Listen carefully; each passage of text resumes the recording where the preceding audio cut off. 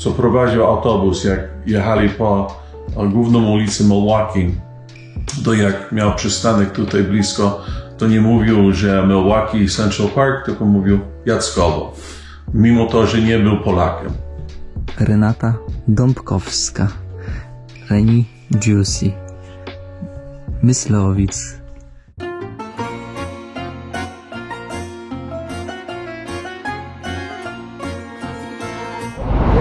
Witam Państwa bardzo serdecznie, kłaniam się prościutko z Chicago, z serca Chicago. I dzisiejszy odcinek, moi drodzy, w pełni będzie poświęcony społeczności polskiej właśnie tutaj, w Chicago. Po co, dlaczego, czemu, jak i takie tam pytania. Będziemy odkrywać polską dzielnicę od samego serca. Ale żeby to zacząć, to trzeba najpierw tam dojechać. Będziemy jechać metrem nadziemnym i z tejże perspektywy będę w stanie Wam pokazać troszkę Chicago właśnie z tej nadziemnej perspektywy. Nie chcę nic mówić, ale pamiętajcie, łapka, komentarz i podanie odcinka dalej pocztą sandałową to na pewno nie zaszkodzi, a wręcz odwrotnie, tylko pomoże. One more time. I don't smoke, bro. Don't smoke. Ziomek faja chciał, a ja przecież nie palę. Ja jedyne co robię, to ładuję gwoździe. Gwoździe to jest moc.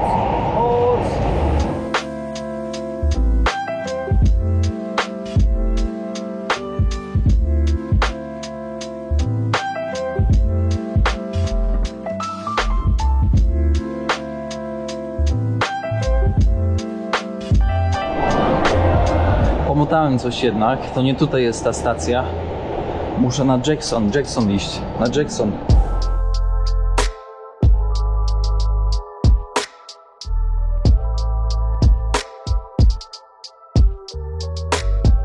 Czy zauważyliście, jak duży wpływ Meksykanów jest na miasto? Na Chicago są wszędzie. Wszędzie, naprawdę. Gdzie nie spojrzysz. Stacja powinna być gdzieś tutaj, ale nie widać jej, że była tutaj.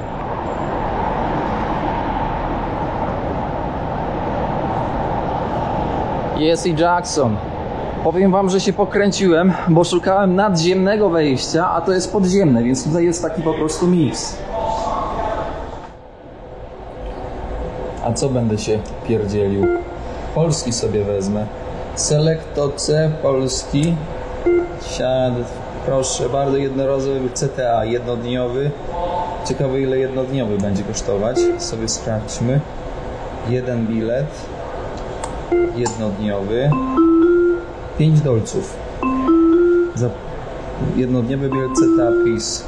To będzie spoko.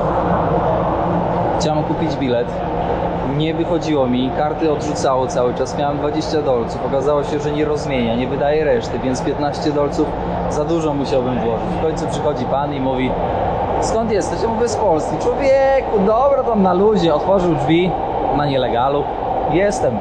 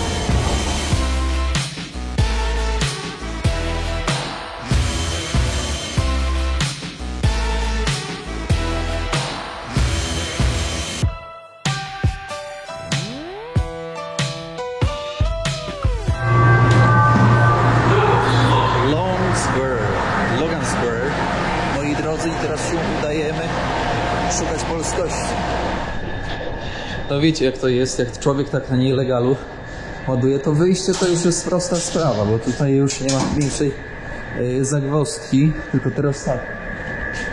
Tędy. Intuicja mi mówi. Jesteśmy na zewnątrz. Teraz czas szukać, czas obserwować, czas zaczepiać. Oczywiście tak w pozytywnym tego słowa znaczeniu. Szukamy was, Polacy. Na dzielnicę Avondale trzeba jechać od centrum jakieś 40 minut. 40-45 minut. Jak się zakręcisz, no to nieco dłużej. Niemniej jednak jest to kawałek, który trzeba pokonać, żeby dotrzeć do naszych rodaków, do naszej Polonii. Ale czy ta Polonia wciąż tutaj żyje? Zaraz to będziemy rozważać. Małymi krokami zbliżamy się na jedną z 77 dzielnic Chicago. Bo tyle mamy w tym mieście dzielnic. I ta jedna z dzielnic nazywa się Avondale. No i właśnie tam jest to słynne Jackowo, o którym tak dużo słyszałem i którego się naoglądałem w różnych filmach. Jeśli ktoś nie oglądał, to polecam obejrzeć Kochaj albo Rzuć. Jest to trzecia część kultowej opowieści o życiu Pawlaków i Kargulów. Zobaczcie to, bo to jest niesamowity film. Lata 70., jak dobrze pamiętam. W tym filmie Pawlak, Kargul i Ania otrzymują zaproszenie od wujka Johna Pawlaka tutaj do Chicago i jadą we trójkę. Później się okazuje, że wujek niestety kopnął w kalendarz, więc... I to są te perypetie, to jest po prostu, powiem wam, przeciekawe. Jak na razie mało tej polskości, więcej Meksyku tutaj, ale zaraz się o to postaramy, żeby wykopać spod asfaltu.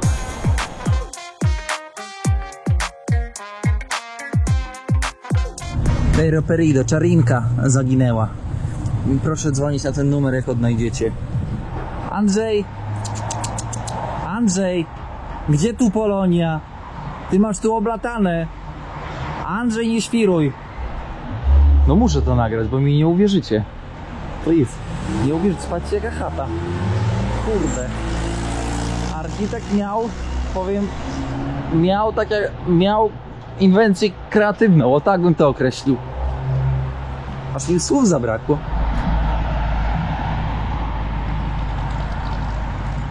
Zanim wejdziesz do mojego domu, stój na zewnątrz i proś Jezusa. Powiedz, że jesteś w drodze. Widzicie po lewej? Widzicie to? To już bazylika, to już nie kościół. Bazylika Świętego Jacka. I tutaj zaczyna się nasza podróż po Polonii, po Jackowie właśnie. No i teraz wszyscy, którzy zastanawiali się, dlaczego mówi się na polską dzielnicę Jackowo tutaj w Chicago, to macie odpowiedź. Kościół pod wyzwaniem Świętego Jacka. I już nie kościół, bazylika w sumie. Ale to nie temat naszych rozważań. Naszymi rozważaniami dzisiaj będą Polacy. Proszę bardzo. Alojzy Mazewski. Pope John Paul II. Jan Paweł II. Honorowa ulica. Właśnie tutaj. A my idziemy tutaj. Robię ten film, żeby zapisać na kartach historii chociaż ułamek, drobinkę tej naszej polskości tutaj. Nie ma co ukrywać, ta polskość znika z roku na rok coraz szybciej i widzowie na kanale z Chicago i z okolic na pewno mogą w komentarzach powiedzieć coś więcej na ten temat, dodać, urozmaicić ten materiał właśnie komentarzami, za co będę bardzo wdzięczny, ale wróćmy ponad 100 lat wstecz, a nawet więcej.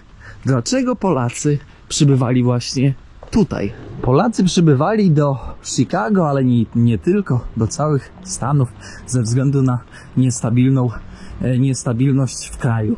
Pierwsza, druga wojna światowa, zabory, to wszystko sprawiało, że ludzie po prostu bali się żyć, szukali takiej ostoi. I Bazylika Świętego Jacka to miejsce, które łączyło Polonię. Kierowniku, czemu mówisz łączyło? Słuchajcie, to jest prosta sprawa. Ludzie tutaj, Polacy, nie tylko Polacy, Ukraińcy, w sensie ludzie ze Związku Radzieckiego, Rumunii, Przeróżni Skandynawowie przylatywali tutaj za pracą, za lepszym jutrem. I teraz wyobraźcie sobie, 100 lat wstecz. Nie ma w ogóle internetu, jest bardzo mało informacji, tylko informacja przekazywana od człowieka do człowieka. I przypływacie tutaj do Stanów. No i ktoś wam mówi, słuchaj, nie znasz angielskiego, ale tutaj jest taka ogólnie dzielnica, która nazywa się Jackowo, tam mieszkają Polacy, oni mówią po polsku, w sensie pomogą ci załatwić pracę, bo oni tutaj już tak długo są, więc wszystko ci pomogą ogarnąć, w sklepie nie będziesz miał problemów, w banku nie będziesz miał problemów, bo ci wszystko pomogą i mówią też po polsku. No to co ludzie robili? No ludzie szli tam, gdzie byli w stanie się skomunikować. Ludzie wybierali miejsce do zamieszkania tam, gdzie było im bliżej kulturowo. Parafia założona w 1894 roku przez Zgromadzenie Zmartwychwstańców. Parafię ufundowali imigranci, polscy imigranci, patrioci, którzy tworzyli tą kolebkę tutaj właśnie w Chicago, w tym właśnie miejscu. Po co? Po to, moi drodzy, żeby mieć punkt styczności. Punkt, w którym mogli kultywować i pielęgnować swoją kulturę, religię i język. To jest miejsce, gdzie kumulują się przeróżne wydarzenia związane właśnie z Polonią. Słuchajcie, komedia. Siostra przyszła drzwi zamknąć, pach, pach, pach. Słyszycie? Zapytałem siostrę, czy by zechciała wystąpić. Siostra powiedziała, że nie, że ona to nie. 966 rok. Chrzest Mieszka I, chrzest Polski. Od tego momentu symbolicznie Polska staje się krajem chrześcijańskim. Jest i Jan Paweł II. Dużo takich symbolicznych momentów. Od 2003 Bazylika Świętego Jacka. No nie udało się wejść do środka, w sensie spróbuję wejść. Pragniemy poinformować parafian i gości odwiedzających bazylikę, że w związku z obowiązującym od Adwentu nowym porządkiem mszy świętych kościół w niedzielę zamykany jest o godzinie 2 po południu. No dobra.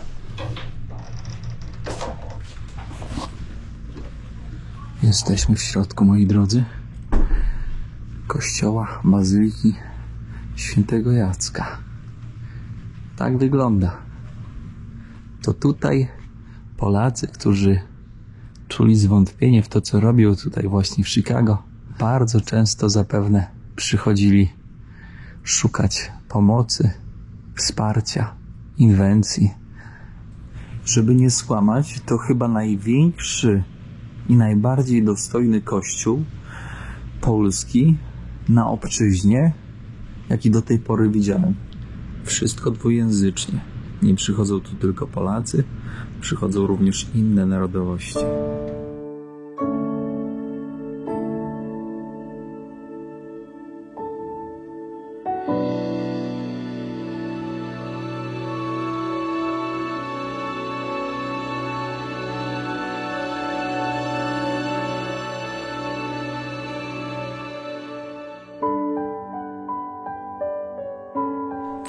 Szanowni Państwo, dzień dobry księże Stefanie. Udało się księdza namierzyć. Zadam kilka pytań, żeby troszkę odkryć tą tajemniczość Bazyliki Świętego Jacka tutaj w Chicago. Ksiądz urodzony tutaj. Tak. Rodzice przybyli? Z Polski, mama z Warszawy, a ojciec tam gdzieś koło Zubrzycy. Zubrzyce. Nie znam to miasto. Może widzowie będą znali. W którym roku przybyli? Zaraz po wojnie, więc sam nawet nie wiem. 40 któryś. No, chyba tak. Czym się zajmowali tutaj? Mama pracowała w fabryce i tatuś pracował w fabryce, a potem tatuś założył swój biznes. A fabryka stali? Czym się zajmowali w tej fabryce? Mama różne roboty miała. Albo robiła koperty, albo lekarstwa. A potem też pracowała w takiej fabryce, gdzie robili zegary do samochodów. A tatuś zawsze z meblami. Z meblami. Czyli fach w ręku przydawał się tutaj, żeby przetrwać. Tak, tak. W którym roku ksiądz stał się księdzem W tutaj. 86. 86. To był taki czas, kiedy Polacy bardzo mocno napływali tutaj do Chicago. Tak, tak. Ale niestety wracają, ciągle wracają. I nie ma imigracji teraz z Polski tutaj. Teraz nie jest tak dobrze, jak było kiedyś? Jest inaczej. To znaczy, że mniej Polaków jest w Chicago.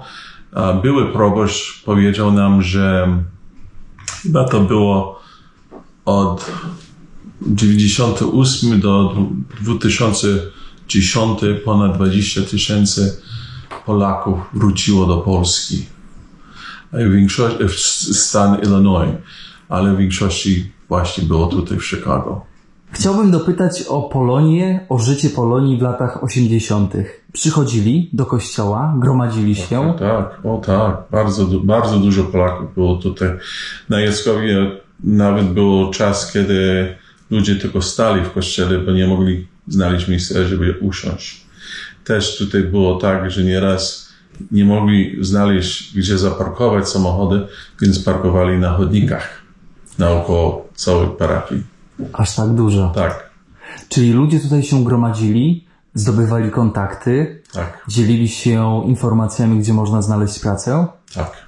No, wszystko. Czy to było praca, czy to było duchowość, czy to było szkoły, wszystko tutaj było. Szkoła? Dzisiaj, tak, mieliśmy szkołę też tutaj, podstawową. Tutaj obok, przy Zaraz parafii? obok, tak. W języku polskim? Nie, szkoła, jak ja chodziłem tutaj do szkoły, to jeszcze zakonnicy mówili po polsku, ale od chyba 40, może nawet 60 lat, to już przestało, ale mamy szkółkę polską, co pod imieniem kardynała Wyszyńskiego. Tutaj jest chyba 50 lat już i właśnie to jest polska szkółka. Czyli każdy, kto z polskiej rodziny chce nauczyć swoje dzieci polskiego, wysyła do polskiej szkółki. Tak. Z jakimi problemami na początku lat 80., może 70. Polacy stykali się, będąc tutaj, kiedy przybywali? Znaleźć pracę, znaleźć mieszkanie. Też było, że przeważnie rodzice nie mówili po angielsku, więc dzieci musieli tłumaczyć rodzicom, jaki to jest rachunek, o co chodzi. Takie były duże problemy.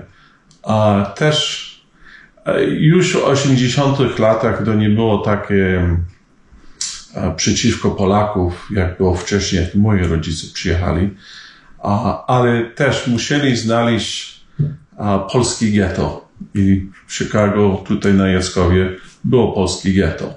Czyli można było sobie poradzić. Polskie sklepy, polscy fryzjerzy, wszystko. Nie było... Nawet ten, co prowadził autobus, jak jechali po główną ulicę Milwaukee, to jak miał przystanek tutaj blisko, to nie mówił, że Milwaukee Central Park, tylko mówił Jackowo.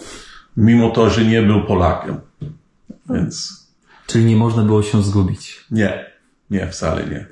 Ale powiedział ksiądz, że księdza rodzice w latach 40., jak tutaj przybyli, to wspomniał ksiądz o takiej dyskryminacji. Była taka dyskryminacja? Dyskryminacja w Chicago, nawet w całym Stanach Zjednoczonych.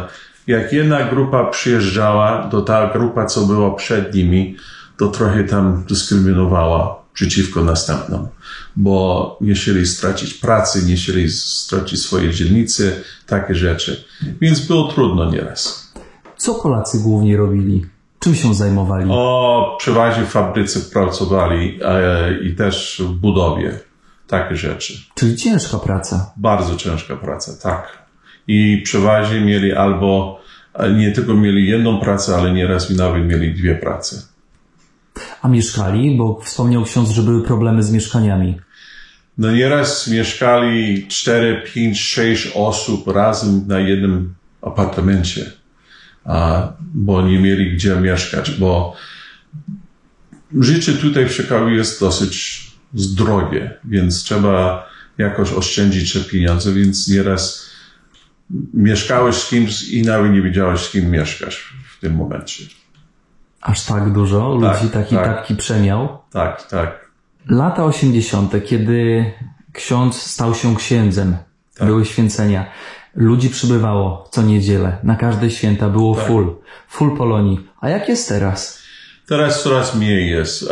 Przede wszystkim, bo dużo wyjechało, a po drugim w latach 90. były arcybiskup prosił, ażeby polscy księże przyjeżdżali, albo bardziej, ażeby polscy klerycy przyjechali i tutaj studiowali.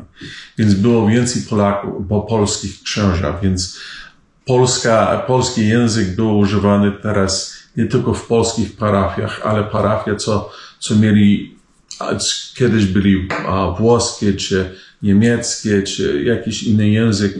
I to się stało, bo Polacy zaczęli wyprowadzać się ze Chicago i mieszkali poza miastem.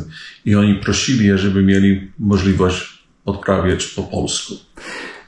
Tak się zastanawiam. Parafia odgrywała ogromną rolę w życiu Polonii.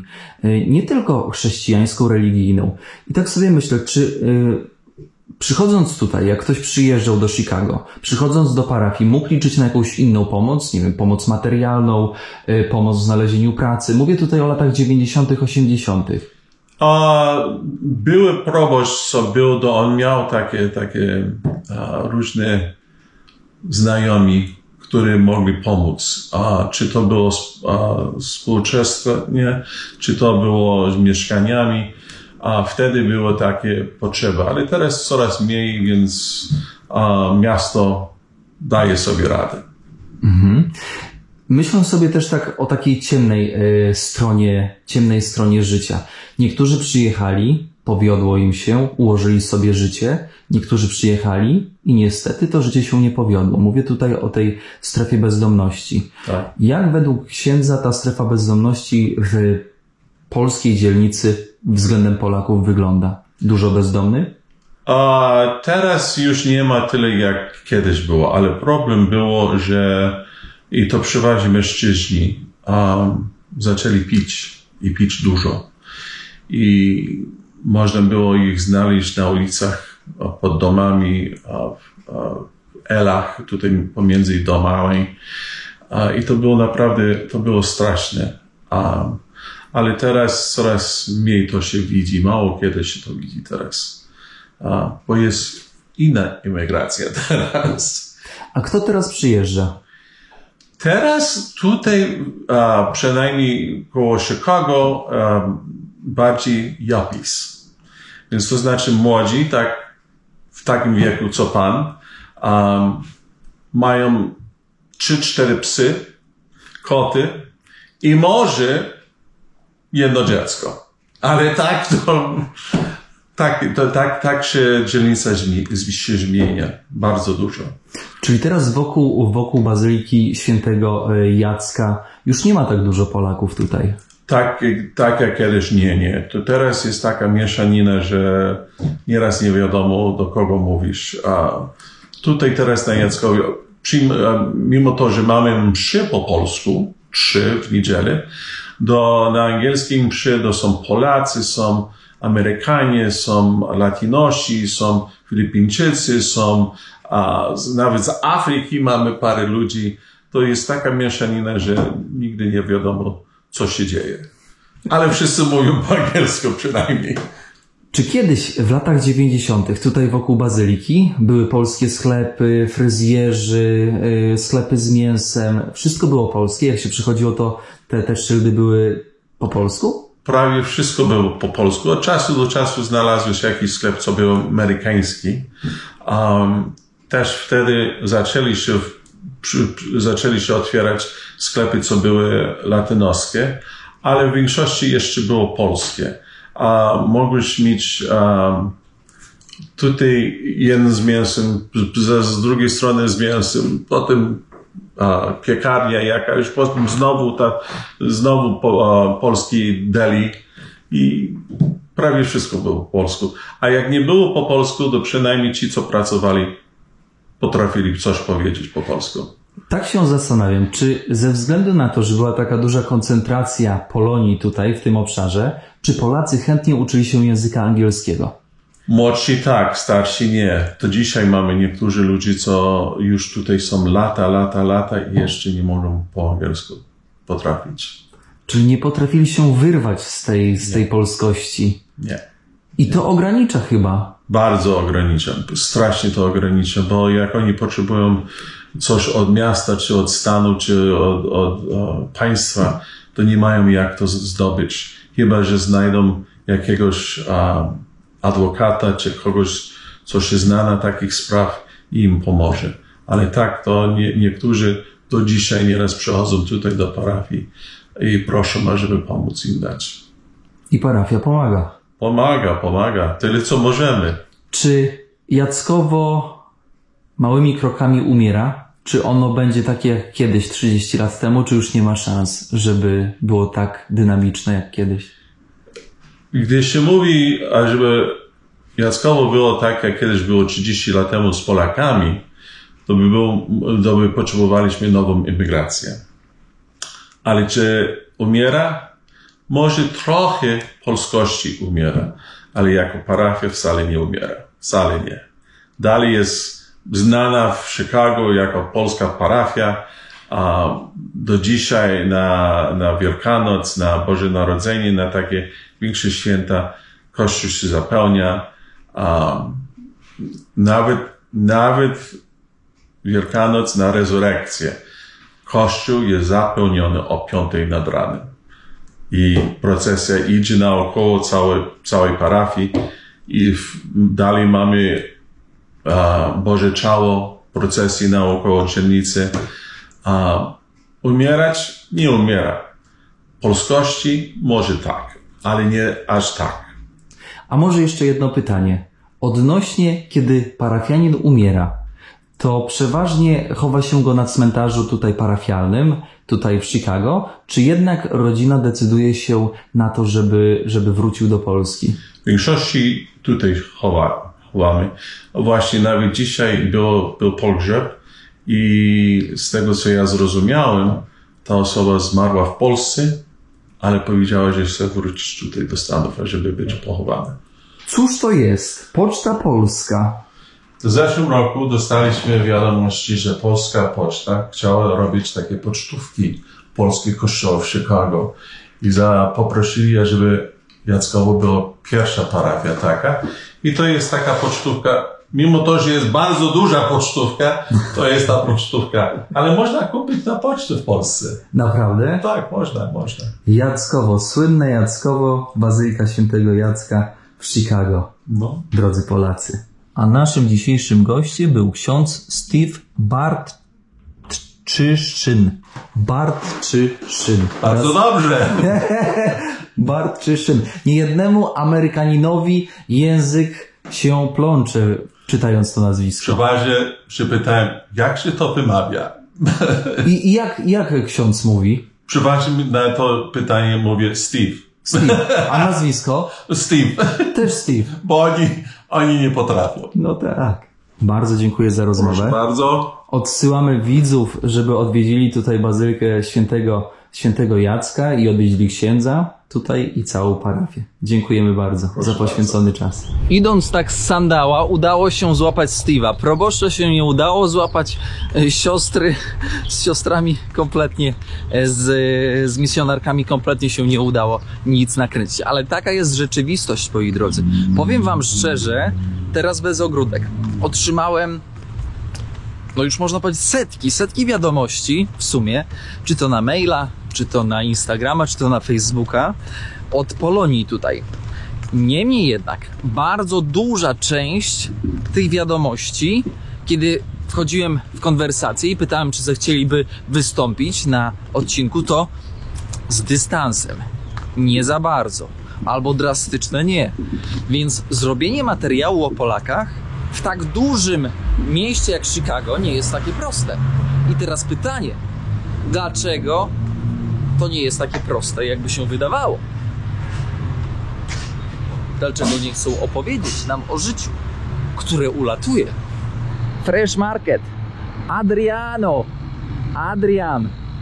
Czy to polskie, czy nie polskie? Raczej nie polskie. Bardziej mi tutaj pinto beans. Bardziej mi tutaj tacos Mexicano zawiewa. Na Jackowie flagi meksykańskie powiewają. A tutaj park naszego generała wielkiego, Tadeusza Kościuszki. To właśnie tutaj. Zaraz się tam zapakujemy. Proszę, już tutaj Kościuszko. Kościuszko, park. Chyba dorysuję si. Kościuszko. W tych murach basen się znajduje. Kościuszkowski. Kościuszko to nikt inny jak generał. Generał polski, który walczył o niepodległość Polski, naszego kraju, ale również odegrał znaczącą rolę w walce o niepodległość Stanów Zjednoczonych. Dlatego też jest tak tutaj rozsławiony i znany. No to jest miejscówka, na której można sobie zadbać o formę. Tadeusz byłby dumny.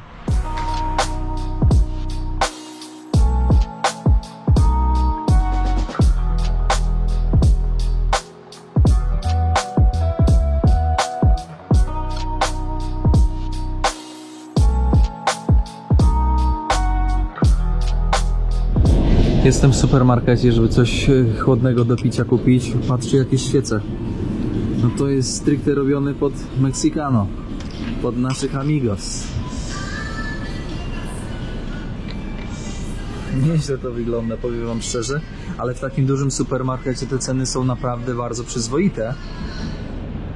Kola podrobiona, jakaś ukraińska, kisloty, nie wiem, kwas. A aż z ciekawości zobaczę skąd. No dobra, Helena. O, Helena. Helena polska. No więc tutaj takich dobroci i witamin jest, ale Helena 2,19, czyli będzie kosztowała około tam 8 zł. Dajcie znać, ile u was Helena kosztuje, albo zgrzewka wody Cisowianki. Nigdy nie zrozumiem, po co eksportują wodę. 13 dolców za 6 wód. 13 razy 4 to jest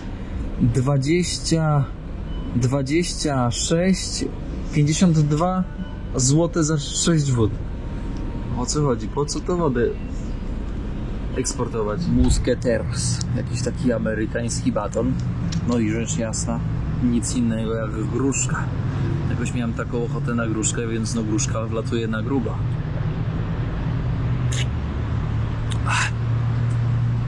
Woda rozcieńczona z odrobinką soku z gruszki. A tak się dobrze zapowiadało. Mam poczucie, że tutaj te wszystkie produkty są takie na pół gwizdka robione. W sensie... O, już nawet nie smakuje, tylko jak woda smakuje. Ameryki się zachciała. O, ten baton to taki Milky Way trochę. Ale zauważcie, że na każdym produkcie pani kasjerka musi nakleić taką nalepkę, że zapłacone. Na głupiego robota. Patrzcie, ile ona tych naklejek musi nakleić. Komedia.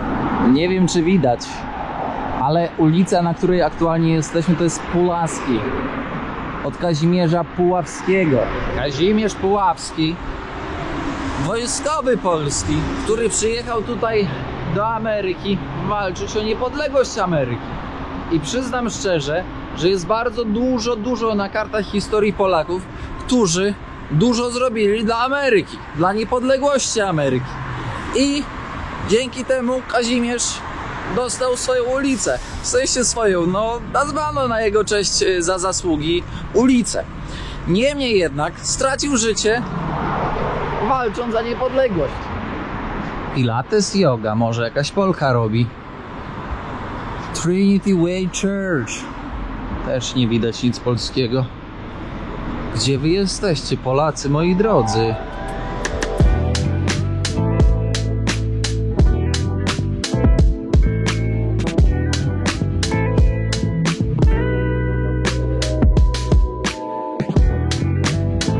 Honorowa ulica Kazimierza Puławskiego. Honorowa. My się kierujemy prosto na ulicę Belmont i tam będziemy jeszcze szukać tej polskości. Ale na koniec odcinka dam wam takie podsumowanie. Pulaski Belmont. Idziemy sobie dalej odkrywać. Chodzę, szukam, rozglądam się i nie widać tych polskich sklepów, polskich miejsc. Fatboy, gruby chłopiec. Andrzej, gdzie Polacy? Gdzie Polacy, gdzie nasi rodacy? Punkt wysyłki paczek. I nawet w punkcie wysyłki paczek, no to idzie to na Amerykę Południową. Nic na Europę, nic na Polskę. Chociaż wiem, że są jakieś 2 polskie firmy, które od lat zajmują się tego typu usługami.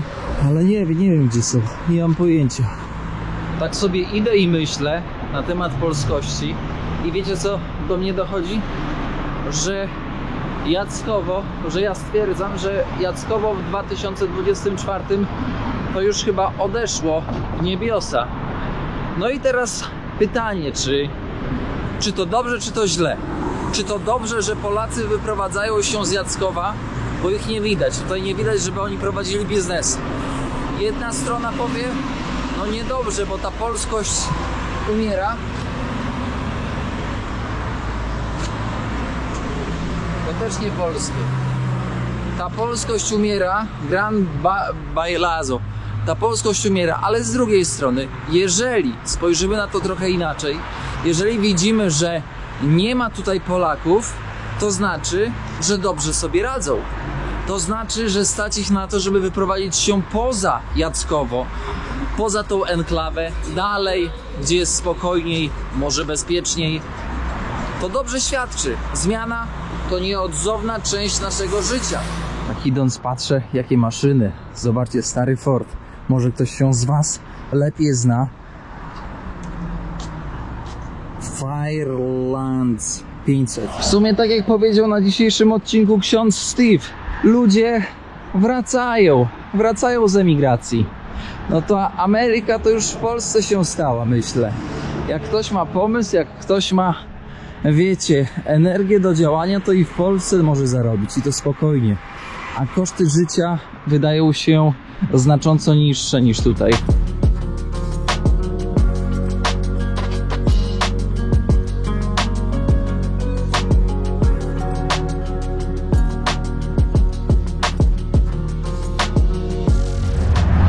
Po żmudnych poszukiwaniach, po żmudnych zmaganiach w końcu trafiamy na coś.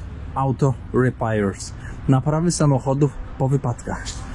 Ty, aż skusi zapukać. Wchodzę, może mnie nie wyrzucą. Orzeł biały. Proszę zadzwonić. To dzwonię. Panie drogi, kochany, gdzie pan? Pan mechanik nie zechciał. Pogadaliśmy chwilę i się zawinąłem, ale no nie zechciał wystąpić. A szkoda. Mówił, że tam jeszcze w tamtą stronę jak idę, to jeszcze coś może będzie. Jeszcze tam kilka punktów takich się napatoczy.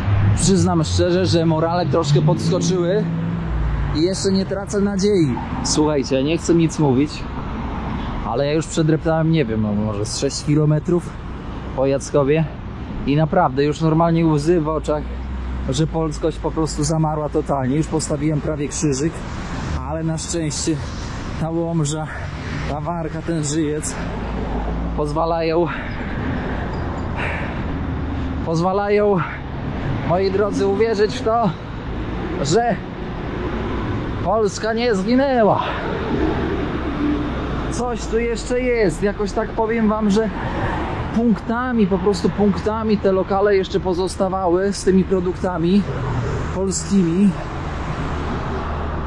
ale większości nie ma. Tak jak ten mechanik właśnie powiedział mi poza kamerą, że on mówi, no kiedyś tutaj na Belmont to wszędzie się ciągnęły polskie sklepy i wszyscy się powynosili.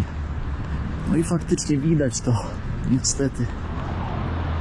No i tutaj namierzyłem Goldmart, nielimitowane rozmowy do Polski. Hop, hop, hop i gry PlayStation, tłumacze elektroniczne, zegarki, suszarki, lokówki, wieczne pióra, atramenty, polskie kartki, biżuteria złota. No moi drodzy, trzeba zajść zapytać. Jesteśmy w środku sklepu i tak, polskie kino, różne filmy, duże zwierzęta, lasie, podwójne życie. Można tutaj cofnąć się w czasie i przypomnieć sobie nasze kino polskie. O, bo zaraz tutaj się coś zwali. W Chicago mieszka pani, która napisała przeznaczeni na zagładę. Wspomnienia polonijnych Sybiraków. Chicago 2010. Jak się pani autorka nazywa? Nie wiem, nie widzę imienia i nazwiska pani autorki. Autorzy. Ktoś to po prostu zebrał. Więc jeśli ktoś jest zainteresowany, to odsyłam. A tutaj przeróżne rzeczy, moi drodzy, związane właśnie z polskością, ale i nie tylko. Są i płyty z lat 90.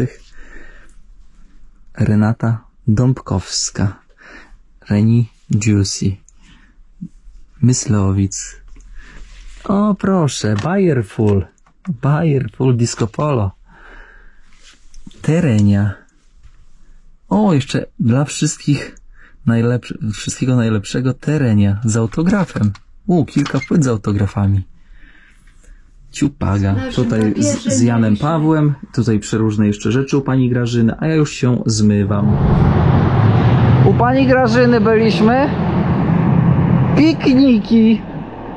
Siostry misjonarki Chrystusa Króla zapraszają na pikniki.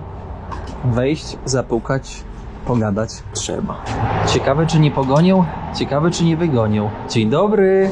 Halo, dzień dobry, witam serdecznie. Słucham Pani pana. z Polski. Dzień dobry, Tomasz. Dzień dobry, witam serdecznie, witam. O, pan z Polski, z jakiej strony pan z Polski? Z Podlasia, a O, pani? bardzo mi miło, ja jestem ze Śląska, z Jastrzębia, pozdrawiam wszystkich Jastrzębian. Jak idealnie. Jak ma pani na imię? Jadwiga. Pani Jadwigo, czy dałaby się pani skusić na kilka pytań odnośnie historii, kiedy pani tutaj przyjechała i jak się tutaj ogólnie żyje? No, przez 40 lat to chyba jest mnóstwo tematów.